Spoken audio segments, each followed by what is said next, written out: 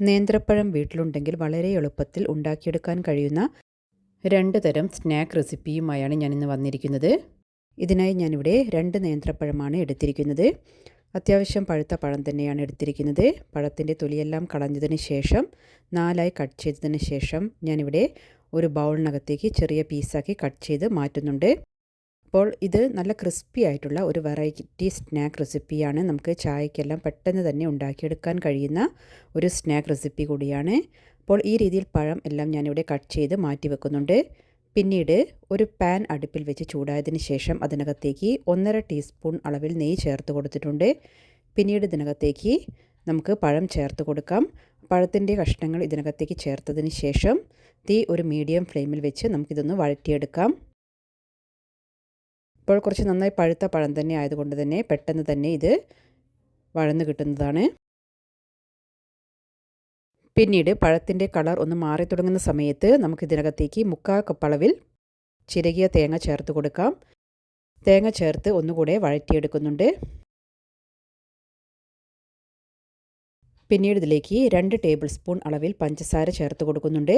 അപ്പോൾ പഴത്തിൻ്റെ മധുരം നോക്കിയിട്ട് നിങ്ങൾക്ക് ഒരു 3 ടേബിൾ സ്പൂൺ വരെയൊക്കെ ചേർത്ത് കൊടുക്കാവുന്നതാണ്. അപ്പോൾ ഞാനിവിടെ 2 ടേബിൾ സ്പൂണാണ് ചേർത്തിരിക്കുന്നത്.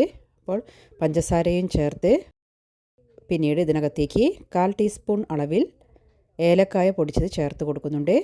അപ്പോൾ ഇത്രയും ചേർത്തതിന് ശേഷം പഴം എല്ലാം നന്നായിട്ടൊന്ന് മാഷായി കിട്ടിയിട്ടുണ്ട്.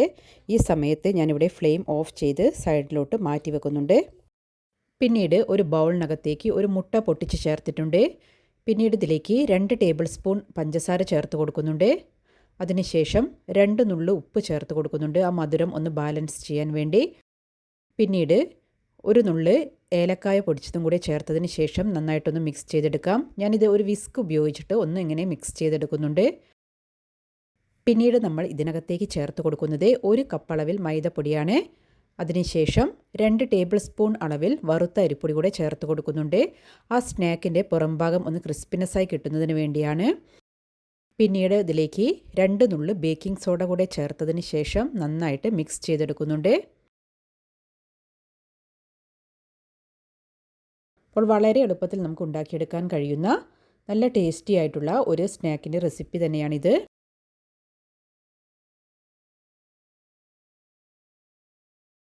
അപ്പോൾ ഞാനിതിവിടെ നന്നായിട്ട് തന്നെ മിക്സ് ചെയ്ത് ഒന്നെടുത്തിട്ടുണ്ട്.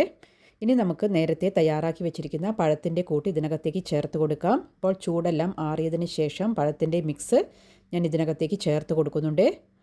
അതിനുശേഷം നമുക്കിത് കൈ ഉപയോഗിച്ചിട്ട് നന്നായിട്ട് തന്നെ ഒന്ന് മിക്സ് ചെയ്തെടുക്കാം. അപ്പോൾ ഇതിനകത്തേക്ക് വേറെ വെള്ളമൊന്നും ചേർത്ത് കൊടുക്കുന്നില്ല. ആ മുട്ടയുടെ നനവിൽ തന്നെ നമുക്കിത് കുഴച്ചെടുക്കാവുന്നതേയുള്ളൂ.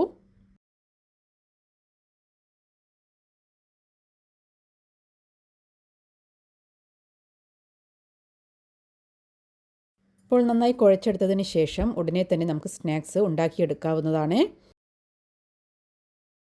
അപ്പോൾ ഞാനിത് നന്നായി കുഴച്ചതിന് ശേഷം ഇവിടെ മാറ്റി വെച്ചതിന് ശേഷം ഇത് ഫ്രൈ ചെയ്യുന്നതിന് ആവശ്യമായിട്ട് ഒരു പാൻ അടുപ്പിൽ വെച്ച് ചൂടാക്കിയതിന് ശേഷം അതിനകത്തേക്ക് ആവശ്യത്തിന് ഓയിൽ ചേർത്ത് ചൂടാക്കിയെടുത്തിട്ടുണ്ട്. അതിനകത്തേക്ക് നമ്മൾക്ക് ഇത് കുറേശ്ശെയായിട്ട് ഈ രീതിയിൽ നുള്ളിയിട്ട് കൊടുക്കാം.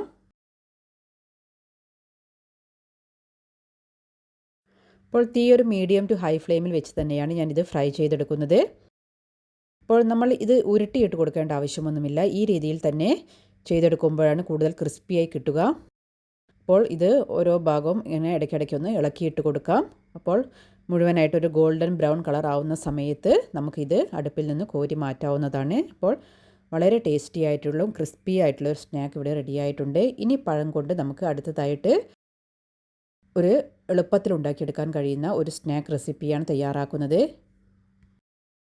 ഒരു പാൻ അടുപ്പിൽ വെച്ച് ചൂടായതിന് ശേഷം അതിനകത്തേക്ക് 1.5 ടീസ്പൂൺ നെയ്യ് ചേർത്ത് കൊടുത്തിട്ടുണ്ട്. നെയ്യ് ചൂടായ ശേഷം അതിലേക്ക് കുറച്ച് കാഷ്യൂ നട്ട്സ് ചെറിയ പീസാക്കി കട്ട് ചെയ്തത് ചേർത്ത് കൊടുക്കുന്നുണ്ട്.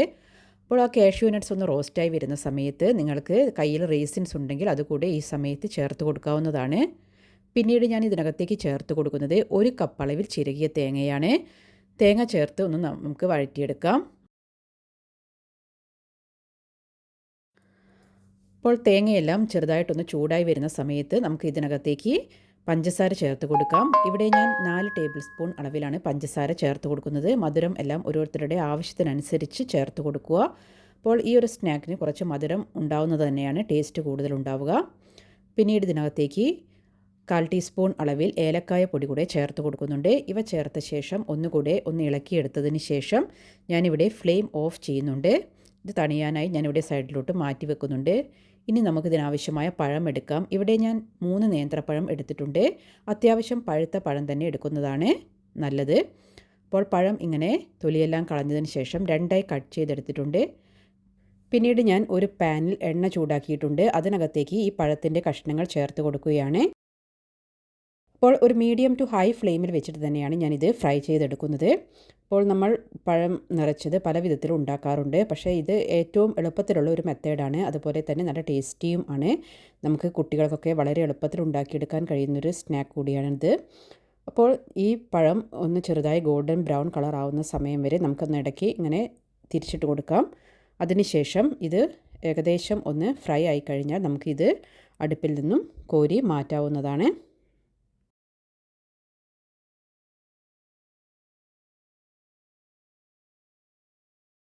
അപ്പോൾ ഏകദേശം ഒരു ഗോൾഡൻ ബ്രൗൺ കളറായ സമയത്ത് ഞാനിത് അടുപ്പിൽ നിന്നും കോരി മാറ്റി വെക്കുന്നുണ്ട്.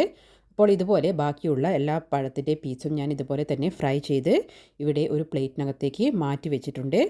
അപ്പോൾ അത് ഏകദേശം ഒന്ന് ചൂടാറി വരുന്ന സമയത്ത് നമുക്ക് ഇതിനകത്തേക്ക് ഫില്ലിങ്സ് ചേർത്ത് കൊടുക്കാം. അപ്പോൾ പഴം ഏകദേശം ഒന്ന് ചൂടാറിയിട്ടുണ്ട്. അതിനുശേഷം ഒരു കത്തി ഉപയോഗിച്ചിട്ട് അതിൻ്റെ ആ സെൻറ്ററിൽ ഞാനൊന്ന് വരഞ്ഞു കൊടുക്കുന്നുണ്ട്. അതിൻ്റെ ആ 2 സൈഡിലേക്കും ആ കീറൽ വരാത്ത വിധത്തിൽ ആ നടുവിലുള്ള പോർഷനിൽ മാത്രം ഒന്ന് കത്തി കൊണ്ട് വരഞ്ഞതിന് ശേഷം നമുക്ക് ഒരു വിരൽ വെച്ച് ഇങ്ങനെ ഈ രീതിയിലൊന്ന് അകത്തി കൊടുക്കാവുന്നതാണ്. അതിനുശേഷം ഈ ഫില്ലിങ്സ് നമുക്ക് ഇതിനകത്തേക്ക് നിറച്ചു കൊടുക്കാം. അപ്പോൾ നമ്മൾ കൈ ഉപയോഗിച്ച് അതിനകത്തേക്ക് എത്രമാത്രം ഫില്ലിങ്സ് ചേർത്ത് കൊടുക്കാൻ പറ്റുമോ അത്രയും ഫിൽ ചെയ്ത് കൊടുക്കുക. അപ്പോൾ കൂടുതൽ തേങ്ങ ഉണ്ടാവുമ്പോഴാണ് ഇതിന് കഴിക്കാൻ കൂടുതൽ ടേസ്റ്റ് കിട്ടുക. അപ്പോൾ ഈ രീതിയിൽ പഴത്തിൻ്റെ എല്ലാ പീസിലും ഞാനിവിടെ ഫില്ലിങ്സ് ചേർത്തിട്ട് ഫിൽ ചെയ്തെടുക്കുന്നുണ്ട്.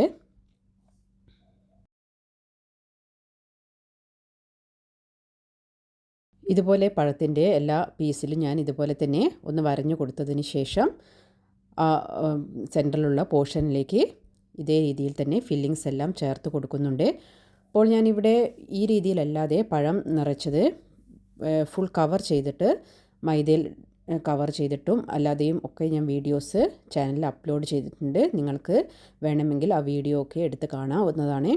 അപ്പോൾ വളരെ എളുപ്പത്തിൽ ഉണ്ടാക്കിയെടുക്കാൻ കഴിയുന്ന പഴത്തിൻ്റെ ഒരു സ്നാക്ക് റെസിപ്പിയാണ് ഈ രീതിയിൽ തയ്യാറാക്കിയെടുത്തിരിക്കുന്നത്. നിങ്ങൾക്ക് ഈ വീഡിയോ ഇഷ്ടമായിട്ടുണ്ടെങ്കിൽ ഫ്രണ്ട്സിനും ഫാമിലിക്കും എല്ലാം ഷെയർ ചെയ്ത് സപ്പോർട്ട് ചെയ്യുക.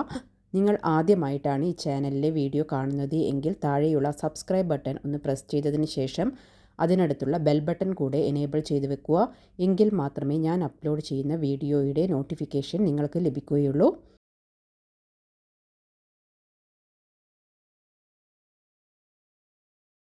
അപ്പോൾ നിങ്ങളുടെ വിലയേറിയ അഭിപ്രായങ്ങളെല്ലാം താഴെ കമൻസ് ആയിട്ട് അറിയിക്കുക.